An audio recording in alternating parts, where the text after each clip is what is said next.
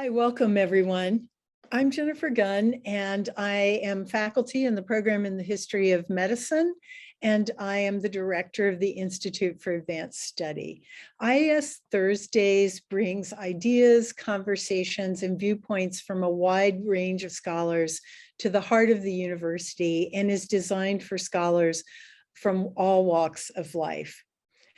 Before we begin today, I want to acknowledge that wherever you are joining us from, we are all located on the traditional, ancestral, and contemporary lands of Indigenous people. The University of Minnesota Twin Cities campus is located on Dakota land ceded in the treaties of 1837 and 1851. The Institute for Advanced Study acknowledges that this place has a complex and layered history. A land acknowledgement is one of the ways in which we work to educate the campus and community about this land and our relationships with it and with each other. The IAS is committed to ongoing efforts to recognize, support, and advocate for American Indian nations and peoples. So thank you all for coming. I want to make a few announcements before I turn the program over to our panelists today. And the first of these is to say that next week's IAS Thursday is Building an Abolitionist University with DeVarian Baldwin. And this is also another event presented with our collaborators, Minnesota Transform. For grad students, the applications for the Humanities Without Walls National Pre-Doctoral Career Diversity Summer Workshop are due to the IAS on Monday, November 1st. And for faculty, the Residential Faculty Fellowship applications are due November 8th. More information about all of these opportunities and our upcoming programs are available on the IAS website, and you can also sign up on our website to join the IAS newsletter, and our stage manager will put in the chat a short link for signing up for the newsletter as well. Okay. Technical instructions for the Zoom world. We do have Zoom auto captions available today. To enable that option, click on the live transcript button commonly located on the bottom of the Zoom menu bar, or if you are on a mobile device, maybe it's in the top right menu, and then select show subtitles. We will have time for our audience questions at the end of the event. And if you have questions for our speakers at any time during today's presentation, you can enter them through the Zoom Q&A feature, which is also located on Zoom's menu bar. And it's the two little cartoon blurb Q&A.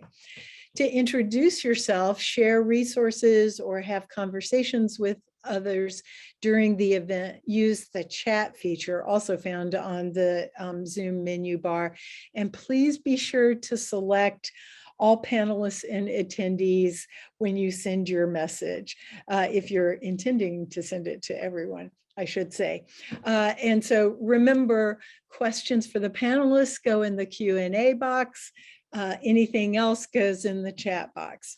We've created an access copy document for audience use during the event, and our stage manager has provided a link to this document in the chat. Please feel free to utilize it anytime throughout the event, but do note that it is not intended for download or circulation. Okay, as I mentioned earlier when referencing next week's event with DeVarian Baldwin, today's event is the first of two along the themes of liberation, justice, and abolitionism that we are hosting in partnership with the Andrew W. Mellon Foundation sponsored Minnesota Transform initiative. I want to thank Minnesota Transform and all of today's panelists, as well as two additional co-sponsors, the Critical Disability Studies Collective and the University of Minnesota Law School. And finally, what you've really been waiting for, Our moderator for today is Angela Carter, who is the Access and Inclusion Pedagogy Specialist for Minnesota Transform. As a Ronald E. McNair Scholar and first-generation college student, she earned her bachelor's in English from Truman State University in 2009. In 2019, Dr. Carter completed her PhD in feminist studies at the University of Minnesota, and she comes to Minnesota Transform with over 15 years of experience teaching, researching, and advocating around experiences of injustice and inequity in higher education. Most recently, Angela co-founded the Critical Disability Studies Collective, an organization that advances intersectional and critical inquiries around disability, ableism, and access at the University of Minnesota. So I'm turning it over to you, Angela. Thank you. Thanks so much, Jennifer, for having me and for that wonderful introduction and all the information you shared.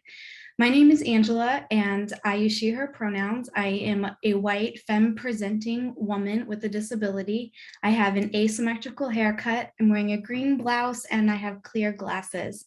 I'm very excited to welcome you all to today's IAS roundtable event, Decarcerating Disability, featuring the work of Dr. Liat Ben-Moshe. I cannot tell you how thrilled I am to have Liat with us today, as she is one of the most influential thinkers and change makers working at the intersections of disability justice and abolitionist organizing. Her scholarship has without question informed my own work, but perhaps more importantly, Liat's mentorship has fundamentally shaped my understanding of what it means to be a disabled scholar educator committed to dismantling white supremacy culture. And so it is my great honor to introduce to you all Liat and to serve as the moderator for today's conversation. Thank you so much. Thank you, Dr. Carter, Angela. Thank you, all the people that are going to be in conversation with me later, Susanna and Nathan. Thank you for the IAS for inviting me. And it's really feels kind of like a homecoming, like a thing that should have happened from the beginning, because the book was published by University of Minnesota. And even though I feel bad that we're not able to do this in person, I also feel good that we're not able to do this in person, because it probably means that other people can join us via Zoom, including a lot of mad and disabled and neurodivergent people for whom this would have been very inaccessible in person. So I will start with a self description. So I am a white woman with kind of a pale pink skin. I have now pandemic gray hair, or more gray hair. I'm wearing a lipstick, pretty femmy, and I have glasses on, and I'm wearing some kind of a patterned black and white shirt. Behind me is and jewelry. Behind me is a background of the cover of my book, Decarcerating Disability. Should I begin?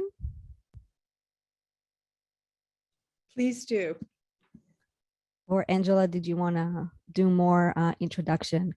I would love to do more introduction, if that is okay. I have some things I'd written to tell you all a bit about Liat's book before she tells you so much more about it.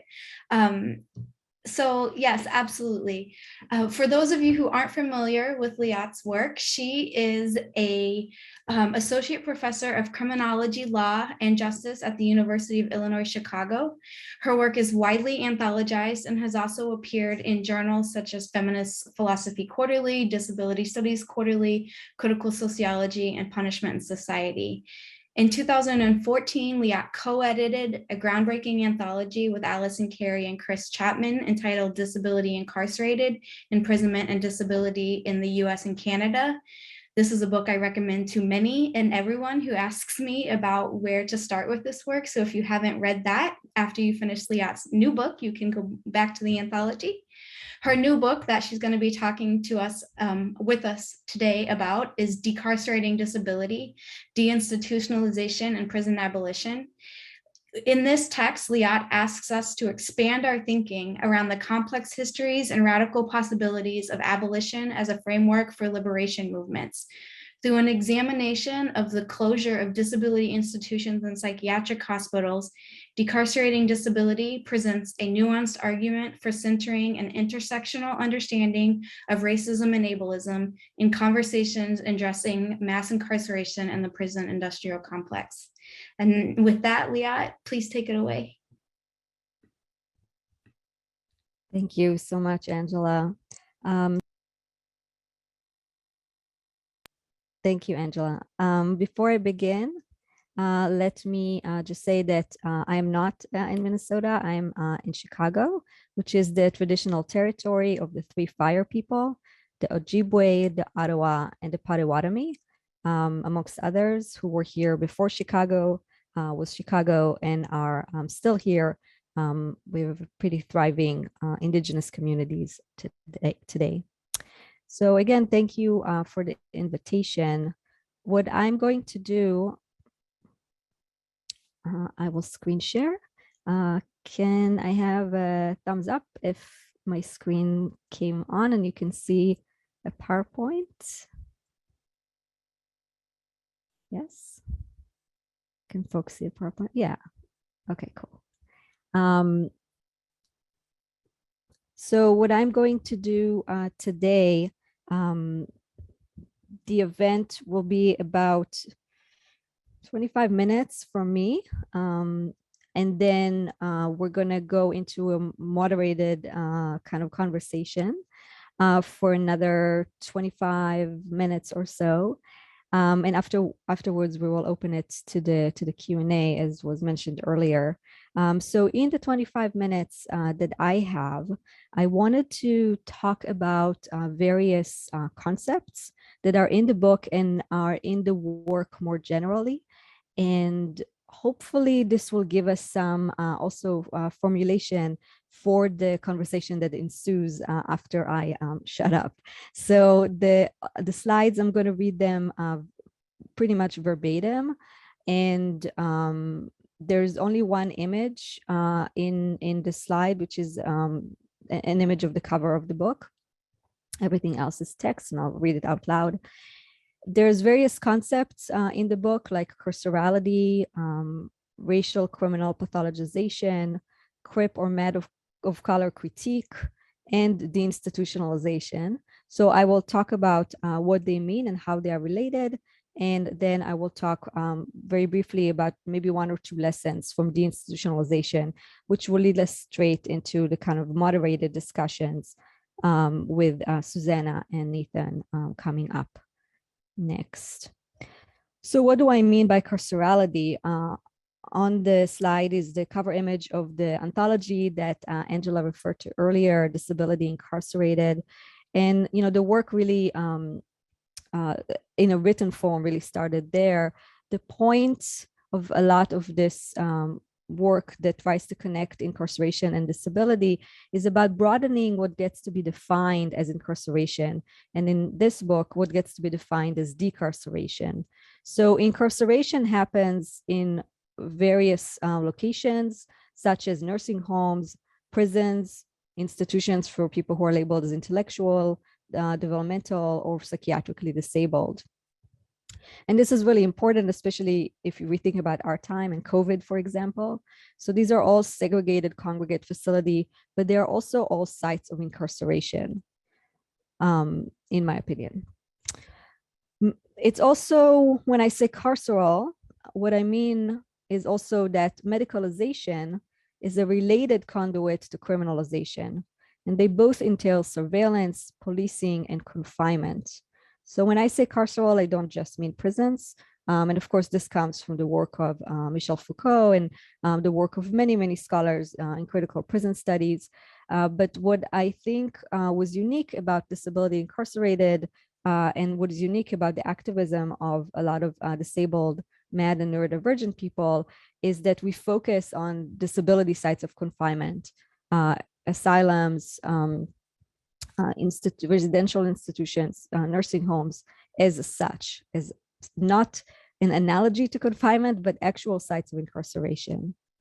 And lastly, what I hope this framework does is that it helps us view radical mental health and disability justice and organizing as carceral abolition issues. So my goal in all my work is to connect the work of prison abolitionists, people who do racial justice work, people who do economic justice work, to the work of disability rights, disability culture, med movements, and so on. Discussing mass incarceration and decarceration without referring to disability, which is most of what's happening I would say in scholarship, right? Not necessarily on the ground or not necessarily everywhere. And I would love to hear more about how it looks here in Minnesota. But discussing mass incarceration and decarceration without referring to disability does three things. It avoids understanding disability as an analytical category. So as was mentioned earlier, University of Minnesota is trying to establish a disability studies, some kind of a formation, a concentration, minor, and so on. And disability studies and med studies are really vibrant, important ways of looking at the world. They're very connected and also came from, feminist formations, critical race theory, and so on. But the idea of med studies and disability studies is to look at disability as a culture and as an identity, not as a kind of medicalized category. And if we only look at it in that way, then of course we are not going to understand what's going on within institutions, but also what's going on within prisons. And I'll show that throughout the talk. Secondly, disability, if we discuss incarceration and decarceration without understanding disability, then we miss understanding disability as a way to view the world, as a lived experience. So throughout the book, I really draw on the knowledges of people who are psychiatrized, who are disabled, who are mad, who are neurodivergent, and so on and so on, as really undiscussed category of an epistemology of abolition, a way of understanding the world.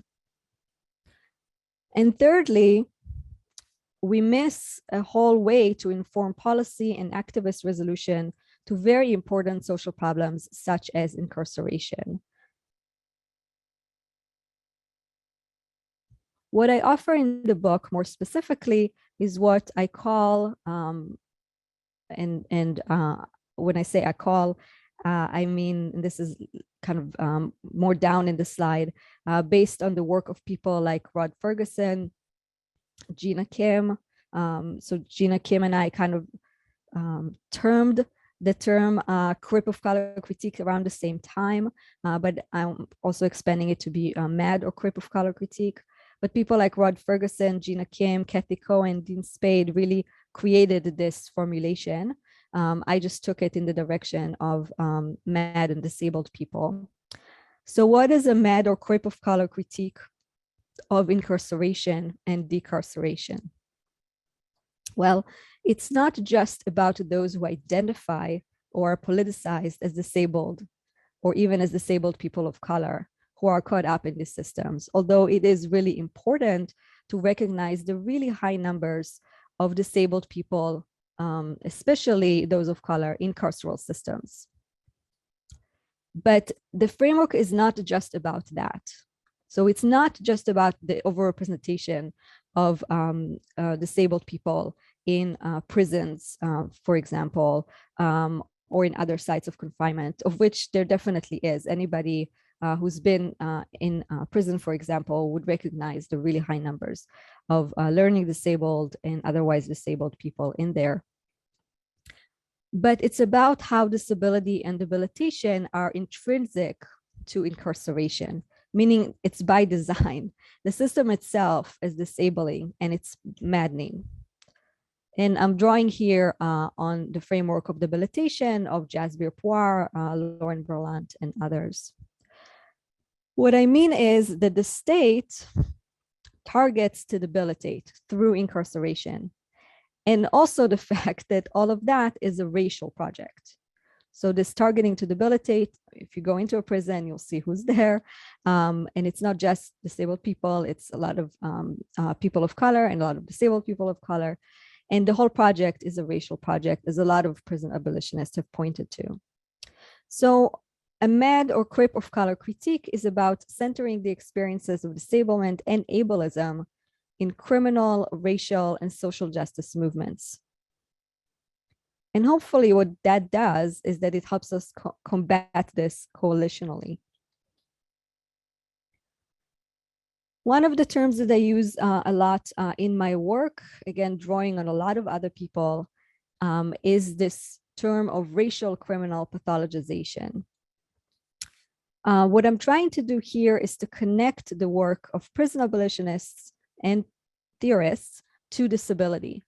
And by that, what I hope will happen is that we can understand how criminalization entails the construction of both race, especially Blackness, and disability, especially mental difference, as dangerous.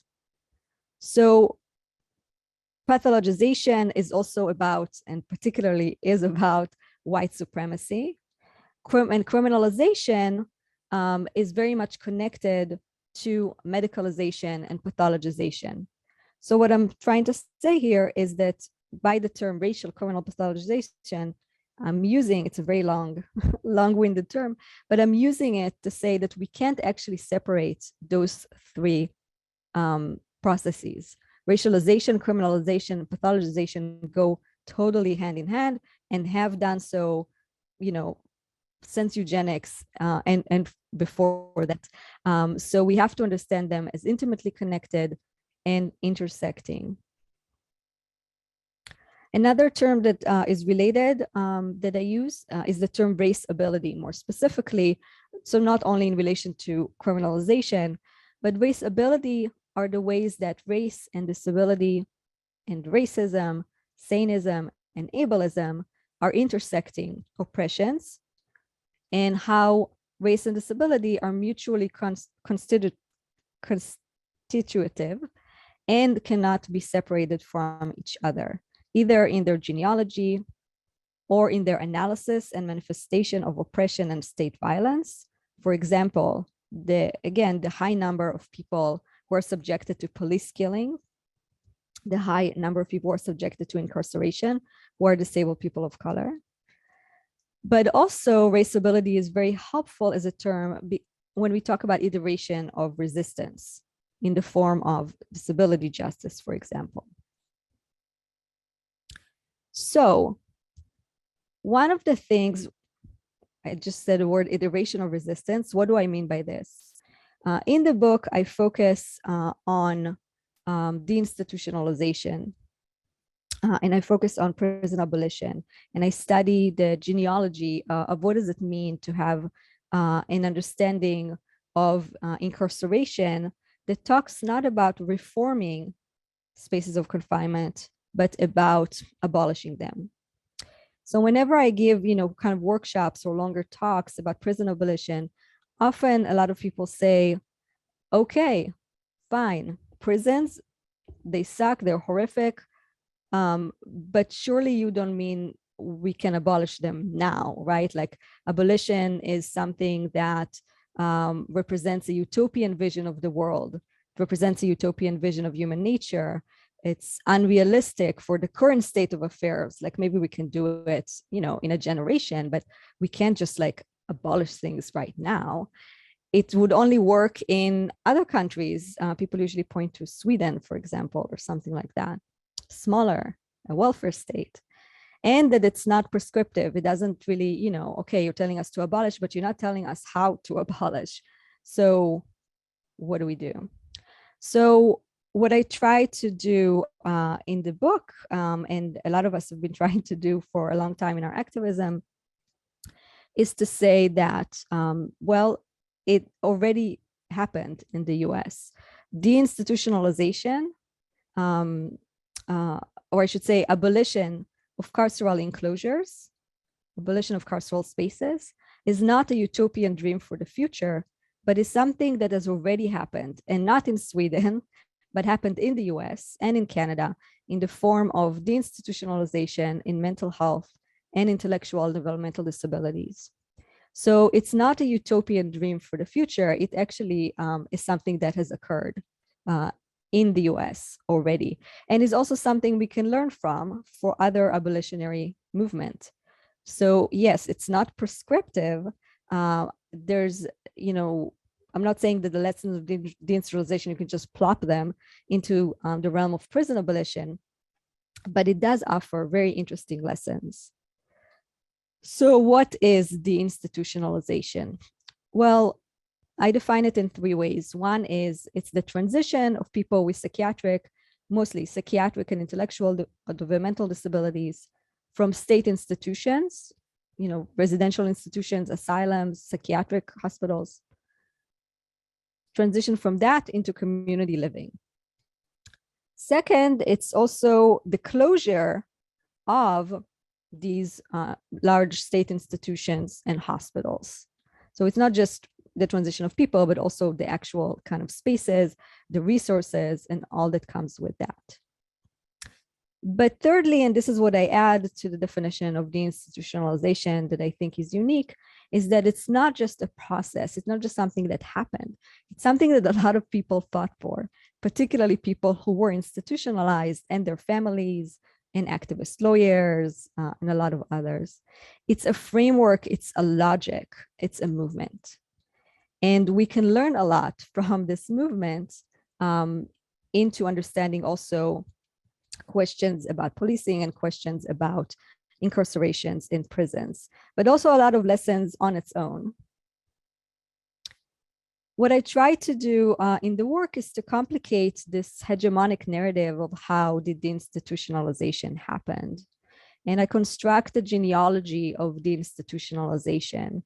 So deinstitutionalization in some ways already occurred by the time it was named. And it's not something that was truly planned, meaning, you know, people were sitting in a basement and were like, okay, how do we get everybody out in each state? And then it was very kind of haphazard. And there was a lot of different factors that led to it to happen. And in some sense, they're not replicable. So we can't do the exact same thing today, but we can still learn a lot from tactics. We can still learn a lot from what to be done and what not to be done about decarcerating people from sites of confinement. Lastly, deinstitutionalization happened in two ways. One was in the field of mental health, and one was in the field of intellectual and developmental disabilities.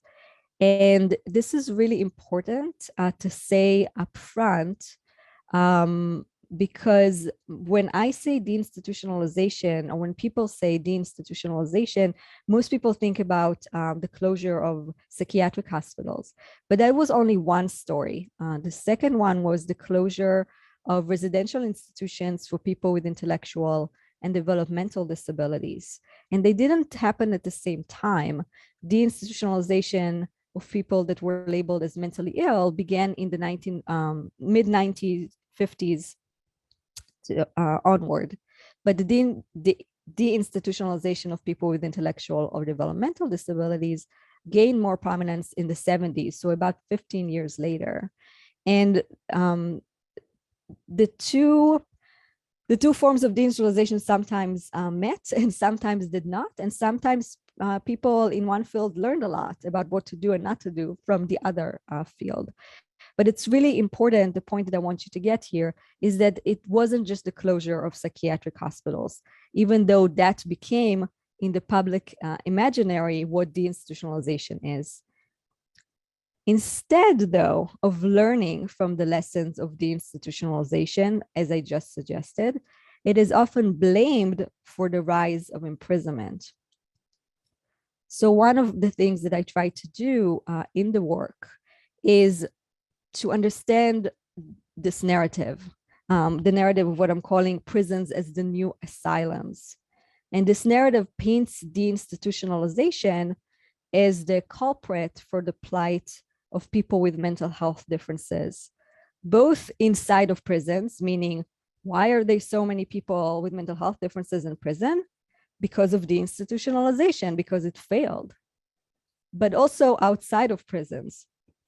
Why are there so many people with mental health differences that are visible everywhere?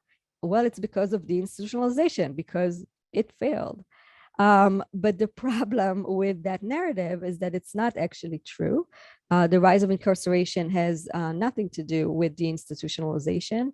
And I showed that in very detailed that it happened in a different time. It was different populations, demographically, and so on. But the point that I wanted to demonstrate today in the limited time that I have is what happens when we buy into this narrative of prisons as the new asylum. And what it does is four things. One is it dissuades us from understanding deinstitutionalization as a logic and as a movement, as I suggested. It tells us wrongly that institutionalization is the problem and not the solution for dealing with, I'm sorry, not wrongly. What we need to understand is that institutionalization is the problem and not the solution for dealing with mental differences, which is exactly the opposite of what this narrative says. And that deinstitutionalization is not just something that happened, but it is an ideological shift in the way that we react to difference amongst us. And in a lot of ways, deinstitutionalization, or what people call the failure of deinstitutionalization, was it was planned.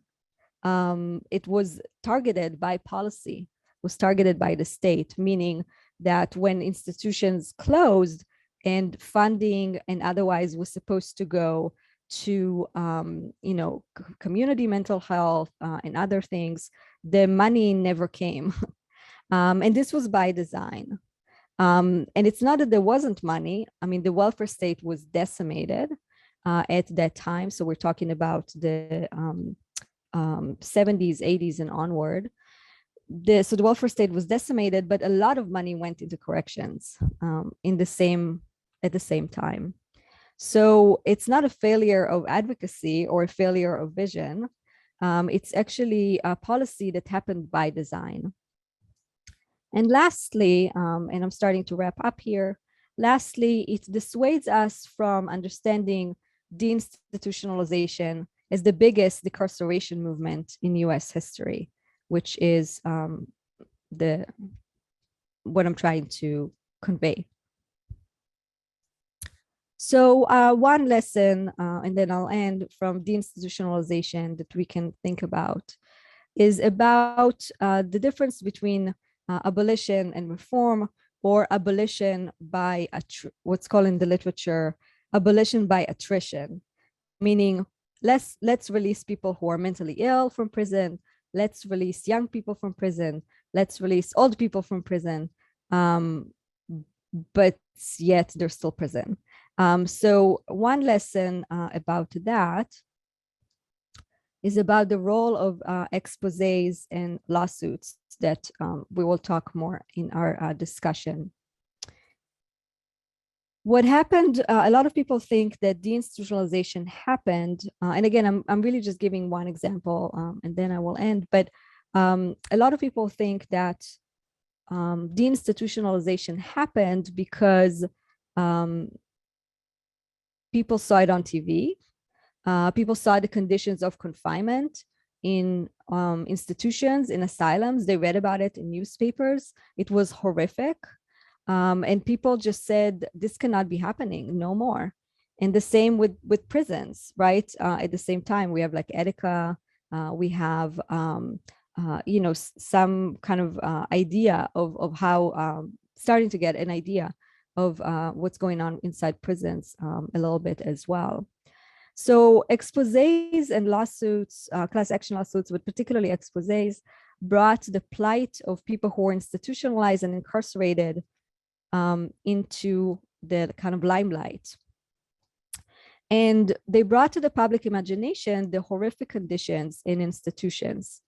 But this is a really big lesson to me from deinstitutionalization. It didn't lead to actual deinstitutionalization. It didn't lead to getting people out. It didn't lead to abolishing these institutions. It didn't lead to closing them down. It didn't. Empirically, it did not. They still lingered sometime 10, 15, 20, 30, 40 years after these exposés. And the reason why this framework of raising awareness is not enough, and this is what I learned from the institutionalization, it's not enough because it leads to reform. Reform is very different from abolition. So what has happened is that people saw what is going on inside of institutions and prisons. They were horrified. And instead, they called to reform these spaces, which made them linger much longer.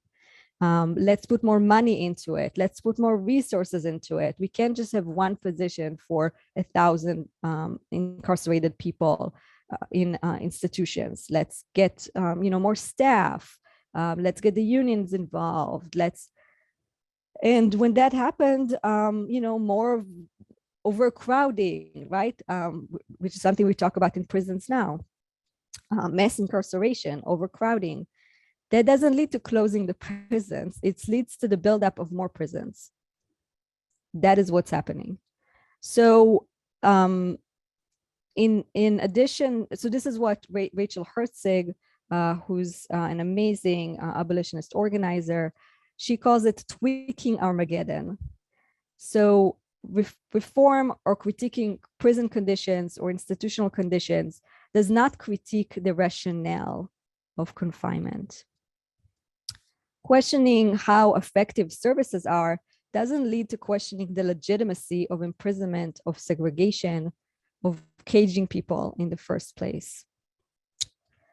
Some of the consequences of these lawsuits and exposés were also that disability or madness highlighted the conditions in prisons and institutions and understood disability and madness as a deficit, as something in need of treatment. Something that, okay, for example, but the prison conditions are horrific, let's get people with disabilities out, for example. But that doesn't critique, again, the rationale of confinement, and it also doesn't understand disability as an identity or as a culture of resistance. So it's not true to the spirit of deinstitutionalization as abolition, which happened later. It is also seen as something that's attached to an individual. An individual is in need of fixing. So it doesn't see, and again, I'm circling back to how I started the talk today, it doesn't see that this is by design. The prisons are site of debilitation. This is a form of state violence. Asylums are a site of debilitation. It's a form of state violence. The imprisonment itself is the problem. And lastly, these strategies often imply that commonplace incarceration are not enough to be outraged about, only its access, meaning we're only going to put forth efforts about exposés and litigation and other things of that nature if it's, a shock to the consciousness, right? So overcrowding conditions. So if prisons are not overcrowded, okay. But if they're overcrowded, then we swing into action. But this is, I think, a really important lesson from deinstitutionalization. It only happened en masse when it became abolitionary, when it stopped calling for reform, when it said enough. Institutionalization cannot be something that happens to disabled people under any circumstance and under any disability. And that actually came later. So I'm going to wrap up here. So this is my last point. My point is about, okay, so what happens with this deinstitutionalization as a site of, when it's abolitionary, right? When it's abolitionary. And this is what I call DIS-INC, or Disability Incarcerated and Incorporated. I'm not gonna read all of it, but my question is just, what is the price of inclusion of these discourses of abolition into the mainstream? What I mean by this is, if we take up concepts like deinstitutionalization, abolition, recovery, diversity, inclusion, all of those things, what happens when we win? What happens when these things enter into the mainstream? So part of what I try to show in the work, and this is also something I learned from deinstitutionalization, is what happens when it infiltrates the kind of popular imagination. And so I wanted to end with a brief answer to that question, which is about carceral expansion through what we might call treatment. And this is what I call carceral ableism or carceral saneism. The praxis and belief that people with disabilities need special or extra protections in ways that often expand and legitimate their further marginalization and incarceration.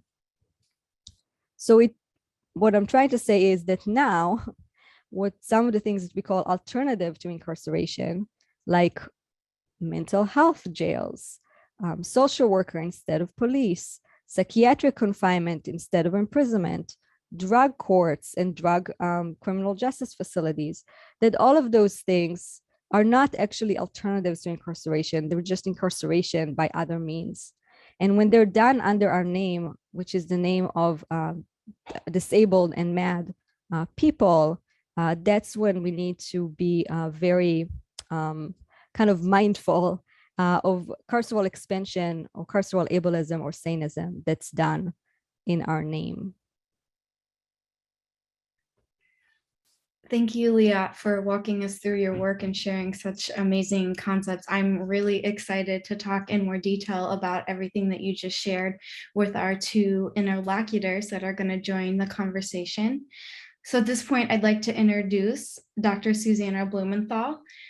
She is a legal historian whose scholarship is broadly concerned with the historical relationship between law and the human sciences. She holds the William L. Prosser Professorship in Law and is also Professor of History and co-director in the program in Law and History here at the University of Minnesota. She is the author of award-winning book, Law and the Modern Mind, Consciousness and Responsibility in American Legal Culture. And her scholarship has appeared in a lot of amazing journals that I won't detail at this moment.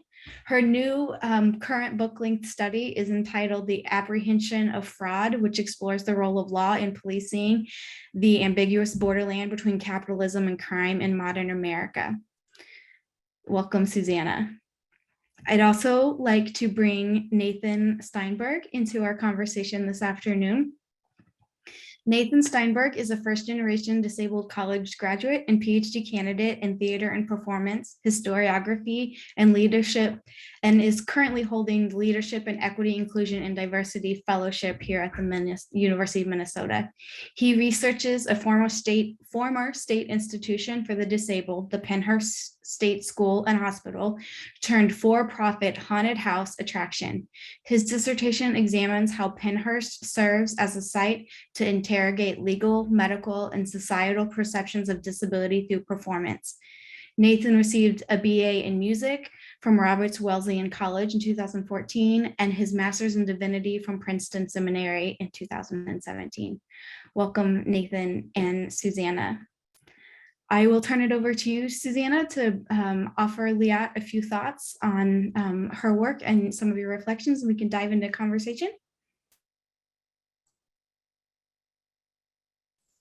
Wonderful. Thank you so much. And I'd also like to thank the Institute for Advanced Study for hosting this event and Minnesota Transform for supporting it in innumerable ways as well. As Angela said, I am Susannah Blumenthal. I am a white woman and I am wearing a black sweater because it's getting to be that kind of time of the year here in Minnesota. I'm in my home office, and behind me there is a bookcase from which I have pulled my copy of Decarcerating Disability, available at bookstores near you. I'm delighted to be here today and to have this opportunity to engage in conversation with both Liat and Nathan and Angela and all of you who have assembled here to discuss and think about this important book. What I'm going to do is ask a kind of constellation of questions. First, concerning the uses of history, Liat, in your book. What I'm curious to hear more about is how and why history matters to your work, both as a scholar and activist. I should say that I come to this book as a legal historian who also teaches criminal law. For this reason, I'm especially interested in the interconnections that you draw between histories of deinstitutionalization, desegregation, and prison abolition, both as processes, as you noticed and as you emphasized, and also as mindsets or logics. Both within and outside the academy, it has become common to draw historical analogies from slavery to Jim Crow and imprisonment in ways that scholars have come to think about and talk about in terms like slavery by another name when they talk about imprisonment, or the new Jim Crow. Here I'm referencing the scholarship of scholars like Douglas Blackman and Michelle Alexander. Another powerful narrative that has gained considerable traction, as you noted, is the kind of narrative of prisons as the new asylums. The storyline, as you suggested, traces the origins of mass incarceration back to deinstitutionalization. On this account, prisons have become the new asylums in the wake of the mass closures of psychiatric hospitals, as you described. And the result, according to this narrative, is that prisons have become the, quote, largest mental health providers in the country. Now, you've outlined in your talk today a critique of this new asylums thesis, which you also lay out in remarkable detail and with great analytic clarity in one of the chapters of the book. Here, I want to invite you to talk a bit more about the problems you see, not only with this historical analogy, but with the drawing of analogies more generally, both by scholars and activists. In what ways is your work designed to complicate the ways that other scholars, policymakers, and activists have accounted for the origins of mass incarceration? To what extent is your work meant to be a challenge to analogical thinking itself? In other words, and most basically, how and why does history matter to the work you do as a teacher, as a scholar, as an activist, and how, more broadly, does history figure in the work of abolition? Wow, that's a great, very awesome question. And thank you for being so engaged with the work in the question, providing kind of specific examples. I'll try to begin by saying that I think it's pretty obvious that the work is influenced by Black feminist thought, particularly those that comes from kind of critiquing carcerality, but not only. But also, very influenced by Michel Foucault and his understanding of genealogy. So I guess the first answer to your question is that I very much believe in this kind of history of the present, as he calls it, that we can't actually understand where we are without understanding the discontinuities that led to it. And I'm using the word discontinuities because I do think that's what they are. And that's what deinstitutionalization was. It was a lot of like kind of haphazard thing that accumulated in what we much later called deinstitutionalization. And I think that's how I would view history as a non-historian myself. And I do think that I guess what I'm saying is that I'm interested in kind of uncovering the history of ideas, and especially the idea of abolition, which is how you kind of ended the question. And I think that unraveling these discontinuities is extremely helpful in producing the counter narrative that you describe. For example, the counter narrative around the prisons as the new asylums, right? So there are a lot of taken for granted notions that we have around disability, around madness, around racialization, around criminalization. And what history enables, and particularly genealogy enables, is to take those really taken for granted assumptions, some of which I had, and seeing how they really played out, meaning asking the question of not just if narrative A is true or false, but also what does it do? What does it do socially? And what does it do politically, right? What Foucault called, what is the political dream of something like prisons as the new asylum? And the political dream, as you mentioned, is a dream of reinstitutionalization. That is the dream. And that is not a dream that I'm invested in reproducing as an activist and as a scholar and otherwise. And so I think it's, you know, for me, a very good one amongst many tools that enable us to think about liberation. I will just end by saying, in relation to your question about analogies, is that abolition itself has a very important genealogy and etymology, meaning, you know, prison abolitionists use the word not as an analogy to the abolition of slavery, but intentionally, right? So it comes from that etymology, because for people, some people, some whom you mentioned, it's not an analogy, but a continuity of racialization and a continuity of anti-Blackness and a continuity of, and so on and so on. So, you know, the line from slavery to convict lease system to mass incarceration is a line about the political dream that connects anti-Blackness, white supremacy, and incarceration. So that's why the word, you know, abolition is being used. But I do think that analogies sometimes, often, also hide intersections. And so to me, that's why, you know, I try to use the word raceability, for example,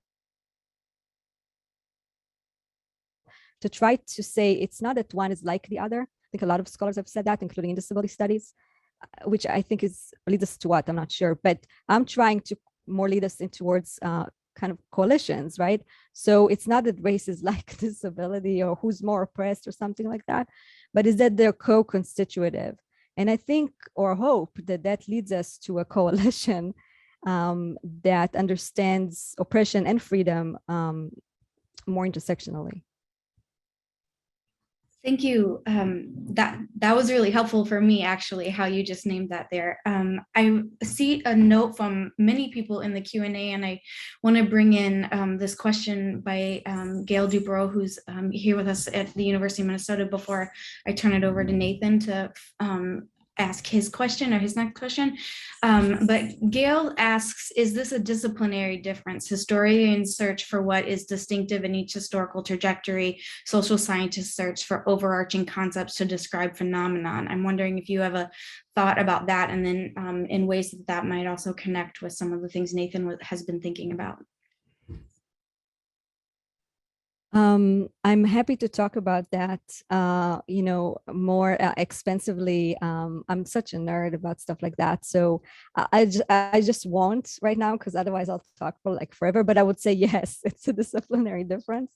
And it's also a difference into what is the goal, right? So I am not a historian. I'm not trained as a historian.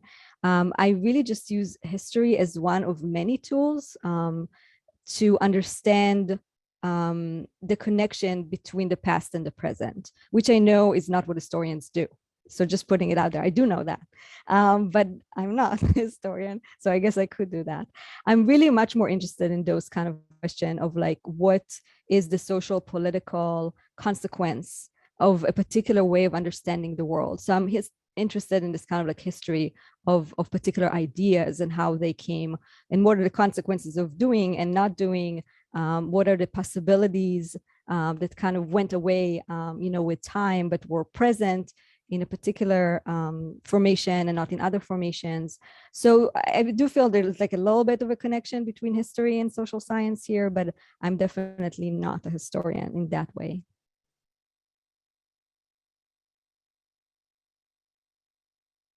Nathan, you want to jump in from there? I would love to. I will echo that with saying I am also not a historian. But I am interested in my work with the Panera State School and Hospital. And for our audience today that might not be familiar with Panera, it was one of the leading deinstitutional cases, both in terms of American courts and also an expose that predated Willowbrook, which is kind of the most well-known expose and deinstitutionalization case. What a lot of people don't know is that after Penhurst closed in 1987, mind you, the Baldini expose came out in, I believe, 1968. So to Liat's point about how long exposés take to create the closure of these places, it took until 1987 for Penhurst to actually close. But from that period, from 1987 to about 2008, the Commonwealth just let the property fall into disarray. They portioned some of the, over 1,000 acres of land to like the Pennsylvania National Guard and built a VA hospital there. But for the most part, the buildings just fell to disrepair and became reclaimed by the earth.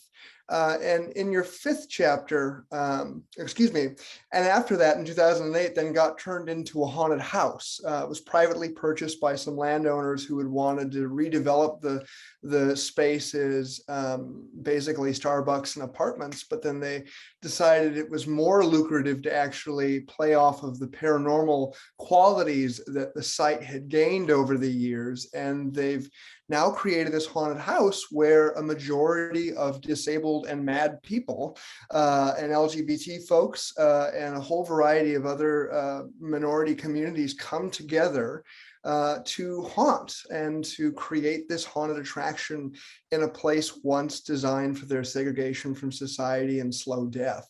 And so for me, it really holds a lot of different tensions, Liat, that you're talking about in the book. But more specifically, I'm interested in chapter 5, you talk about one of the major obstacles to community-based living after deinstitutionalization was bringing people into normal society, right?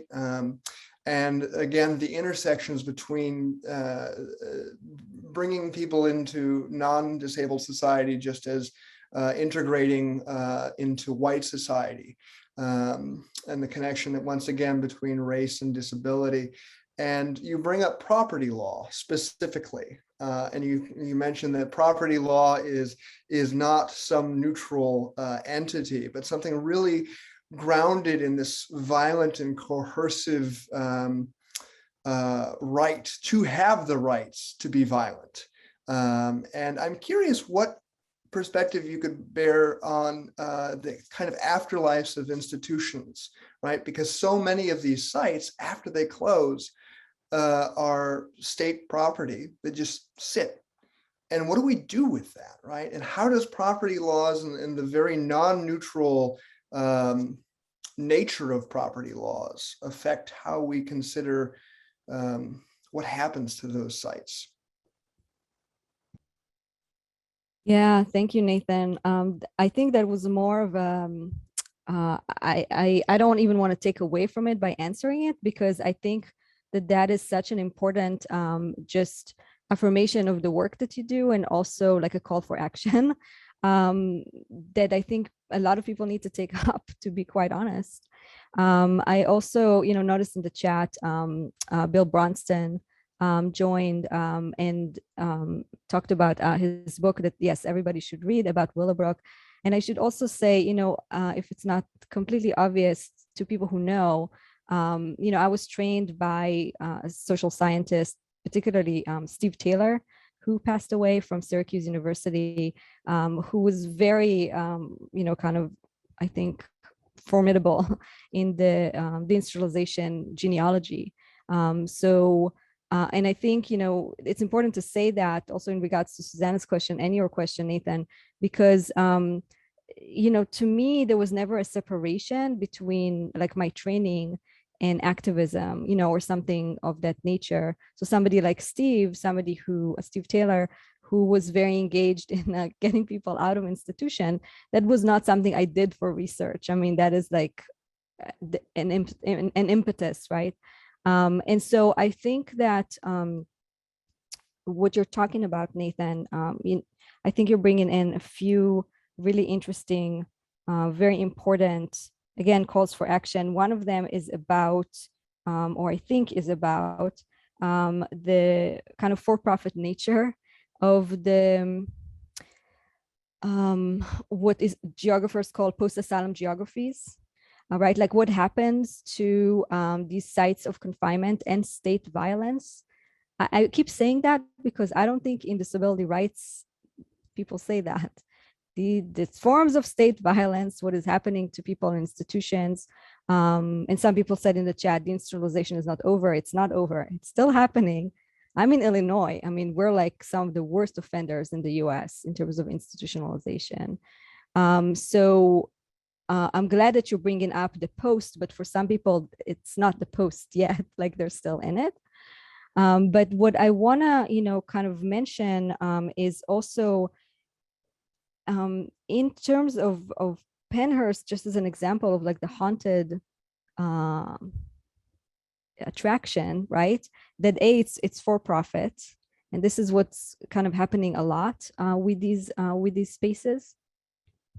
But also that for some people, and I'm not saying that's exactly what's going on, but for some people, there's some kind of reclaiming or kind of talking back that's done with maybe with the haunting, right? Like haunting back the space that haunted you.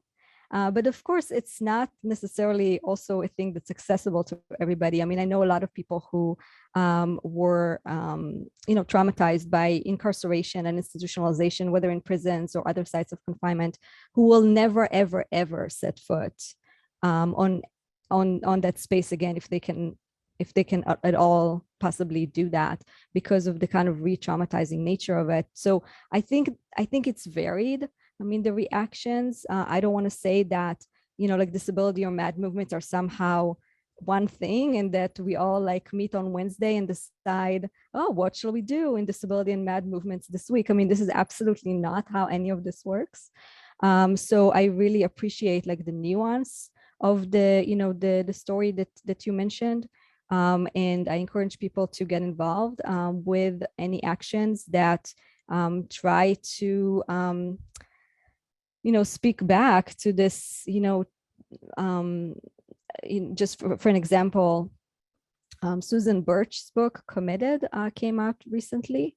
And it's about another, kind of painful asylum history. And Susan Birch is a historian, by the way, unlike me and Nathan. But the institution that she's talking about that incarcerated Native people became a golf course. So, what does it mean to like kind of desecrate a space like that to that level? And that is not, necessarily unique. Even if it's not done for profit, there's been a lot of institutions that closed down and like literally became prisons. And it's not that necessarily the same people are incarcerated, they're in, but it speaks to that continuity of confinement that I talked about earlier. And I think it's really important to acknowledge that. And the last thing I want to say, which again, I know I'm not answering your question because I think it's, like I said, I want to keep it more as a call for action for all of us. But I do want to speak about the question of property and property rights. And the reason why I mentioned Susan Birch's book in particular, and I hope it doesn't come as gossip or something like that. But I went to a conference in Canada, and I'm not going to say what or where, but it's in Canada. And this was right after, the Canadian government apologized for the boarding school phenomenon. I don't know if people in the US understand even what this means, but basically the history of kidnapping Native people and sending them to Western type boarding school.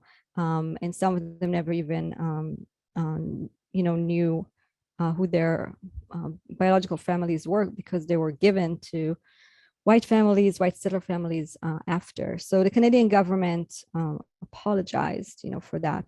The conference I was in, which was a disability conference, people said, wouldn't it be great if they did that for people with disabilities, like people in Penhurst, for example? Wouldn't it be great if the government apologized, for its incarceration of disabled people?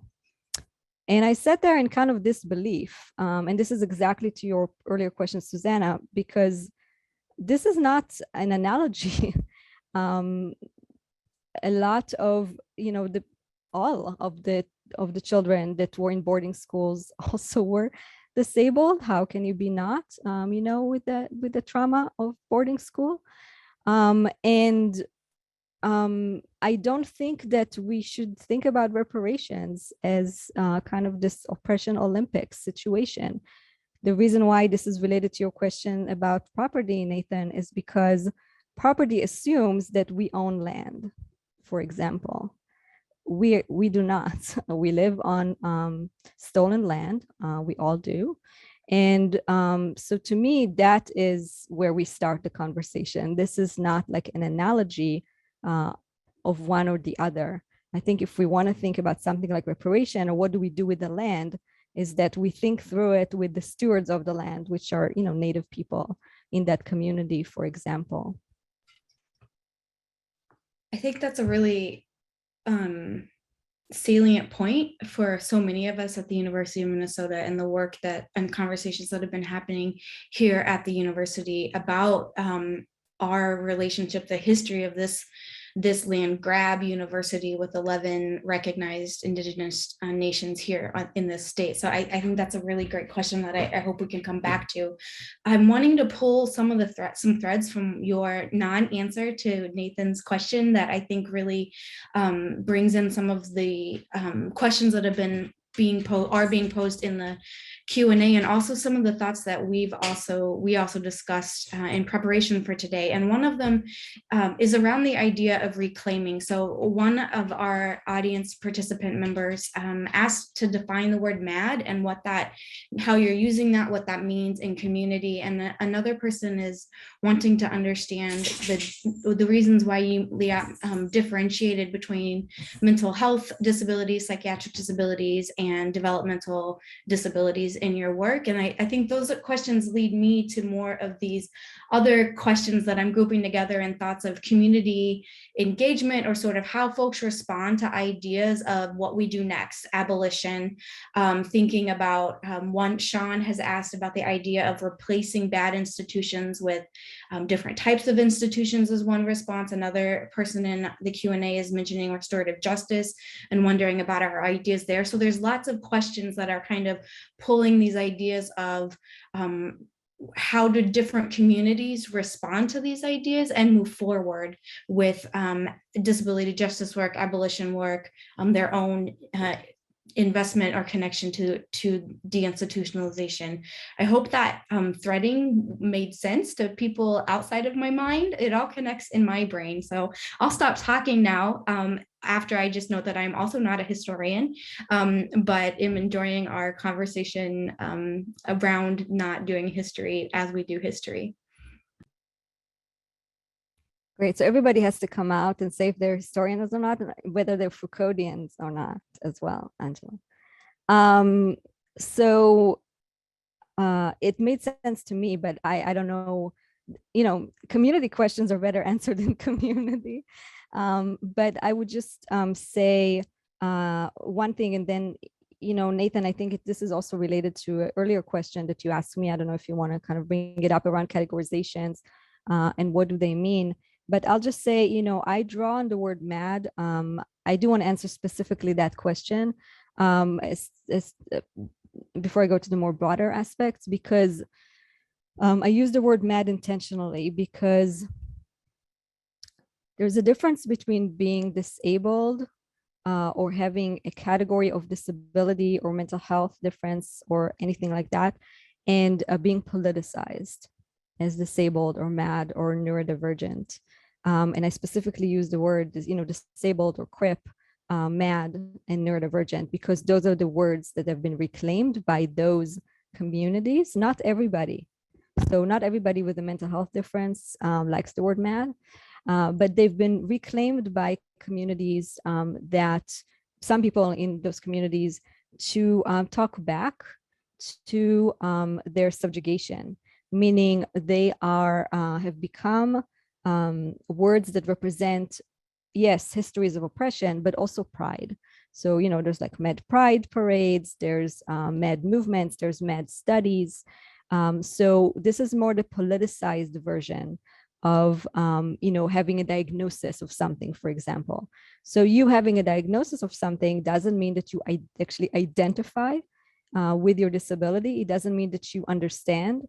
I didn't understand disability as an identity and as a culture and as a history, to be honest, until I was an adult, a disabled adult, mind you, and met, this is where I think your question makes total sense to me, Angela. I met other people who were disabled and mad and neurodivergent and in community, right? Like that's how I was politicized, and by, the communities of activism that I'm a part of. So this is a really important question. Thanks for everybody that's posing it. And this is why I use, those words. The reason why I don't use the word mental illness, I think that was the second question, as opposed to like mental health. I use the word mental health differences, is because mental illness is not a neutral term. It's a term, and it's not a historical term. It's a term that arose, in the 20th century, and it arose out of the formation of psi disciplines, psi meaning PSY, psychology, psychiatry, and so on. And it's a term that, kind of, this is why genealogy matters, right? It's a term that may look neutral, but it's actually, heavy, not heavy, it's completely medicalized. And it understands mental distress as something that's an illness, like a biological illness. And there's a lot of people with that categorization that don't agree with the characterization of illness. So that's why I use mental health differences. The reason why this is different from IDD, which is intellectual and developmental disabilities, is really just because in policy and in scholarship, people separate those. So this is not like my kind of individual decision, but literally scholarships on deinstitutionalization on intellectual disabilities don't talk about mental health as much, and histories of mental health hardly ever talk about intellectual and developmental disabilities. And this is not to say the people are not the same people, because they are. So this is why it's so interesting to think about the terms as terms and as a historical and political terms.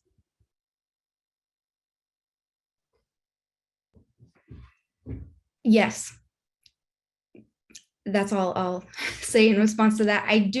I am wondering about that connection between the historical and the present. And I'm also thinking about Nathan's hand being raised. I see that. So we'll go to Nathan's hand instead of my thought, and I'll come back in with it after you speak, Nathan. I'm sorry, Angela, if I distracted you, but just to piggyback off of that, the question I posed to Liat earlier was around categorization and labels, particularly as someone who lives with cerebral palsy, who's technically under the umbrella of intellectual and developmental disabilities, and also researching institutions for people deemed feeble-minded. I'm technically a Foucauldian. I'm a historiographer, not a historian, right? So one of the things I've really had to check in my understanding of institutionalization is my urge, my desire to strictly go down the social control kind of theory aspect of institutionalization. And as other disability historians and scholars, such as Dr. Kate Gierek, who's in the room today, has written about, the term feeble-minded, which is now typically just kind of glazed over as IDD. actually included a whole bunch of other people that don't fall under what we now determine as like psychiatric or mental health differences or IDD or physical disabilities. So what do we do with those people? They're in that history, they're in that genealogy, but what are the limits and the uses of categories and labels, especially as we as a community try to be as inclusive as we can, but also every community has their bounds. And how do we balance that both as scholars and as activists and just general public?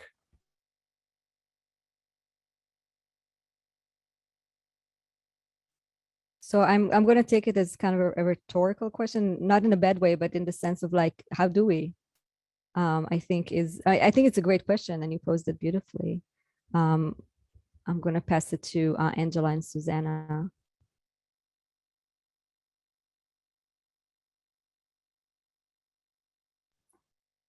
Susanna, do you want to jump in? I think you've been thinking a lot there and have spoken the least of all of us, so I want to leave space for you.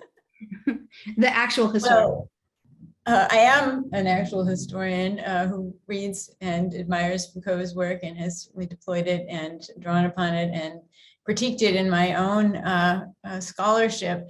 And there's so many things swimming around in my head right now, and we don't have much time left, so I'm going to be very selective and say a few things and then pose yet another question back to Liat.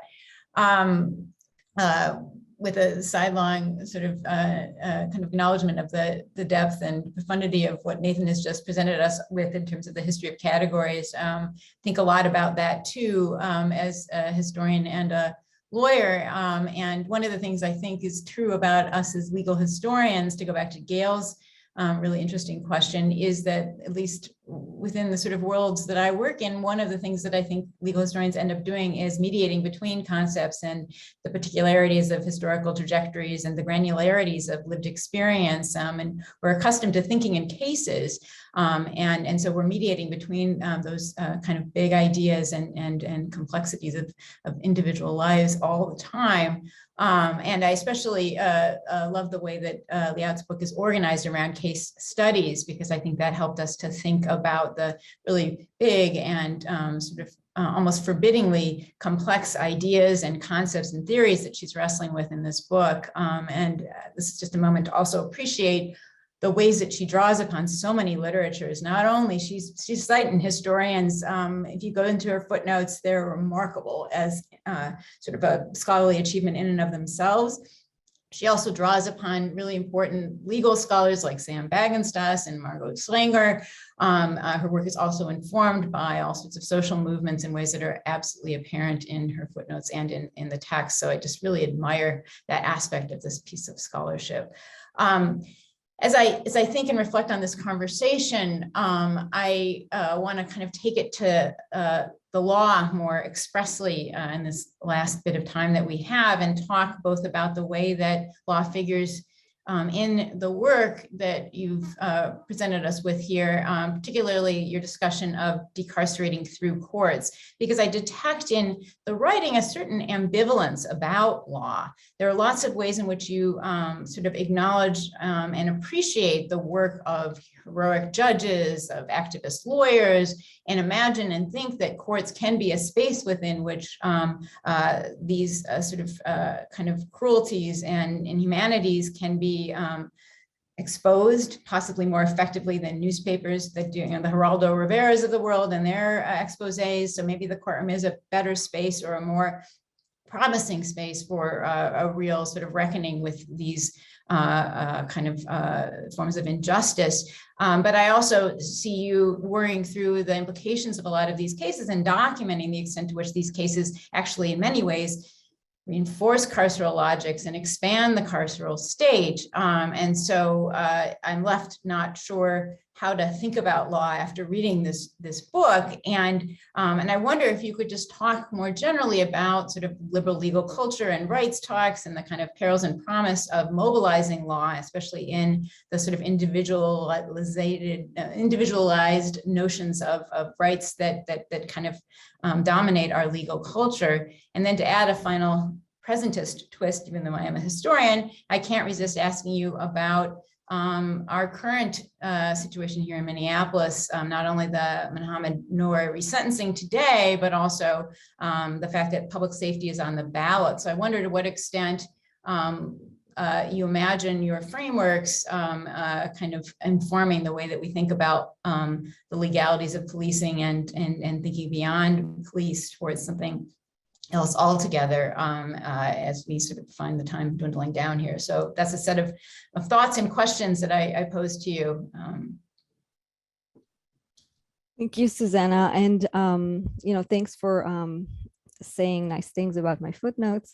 Because, I think this also goes full circle to the fact that, the book was published by University of Minnesota. And I do think footnotes are their own genre. And so I appreciate you're the first person who mentions that, so I appreciate it.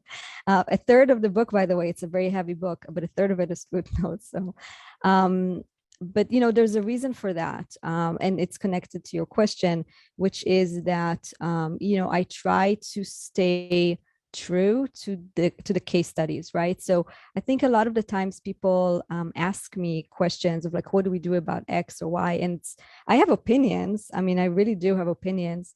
But as a scholar, I try to really stay true of like what actually happened on the ground.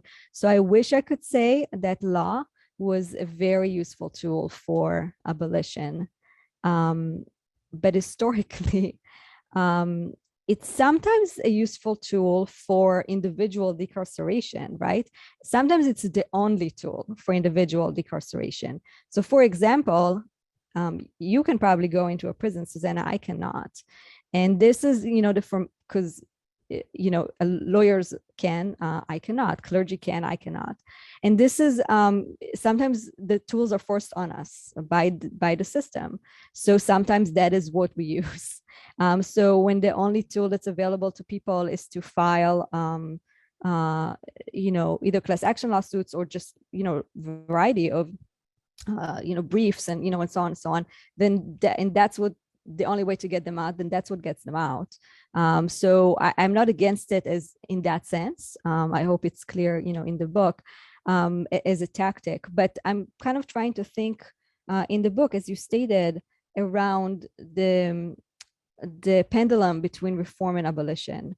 So whether or not something like the Pennhurst or Willowbrook, the Willowbrook consent decree, right?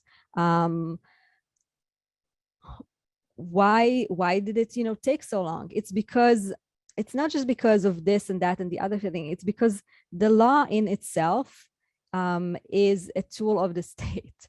So to use, the tools of the state to fight the state, well, empirically, it's not super successful. But if you're trying to use the tools of the state to, like, for example, decrease the harm it does on some individuals in some facilities, sometimes that helps and sometimes that saves lives. So I'm not going to, kind of climb on a high horse about that. And sometimes also it's a great tool for politicization of both people who are incarcerated, people who file these class action suits and briefs and so on. It's a great tool for people to band across facilities. It's a great tool to create awareness around certain situations, but it's not actually what led to freedom in the case of deinstitutionalization, in my opinion. What led to freedom in the case of deinstitutionalization is when the pendulum shifted to abolition, when the pendulum shifted to no more institutionalization for people, so that the people who are incarcerated today in a lot of IDD facilities, for example, are older people. We have so fewer new admissions. I still think those facilities should close down regardless, but there's been some wins in that regard. And those wins are not, legal means, not legal wins. They're wins of consciousness, and they're wins in the ethical and moral realm. And that is where I see the the success really of deinstitutionalization. And yes, it's not over, but I think it is important to celebrate some of that.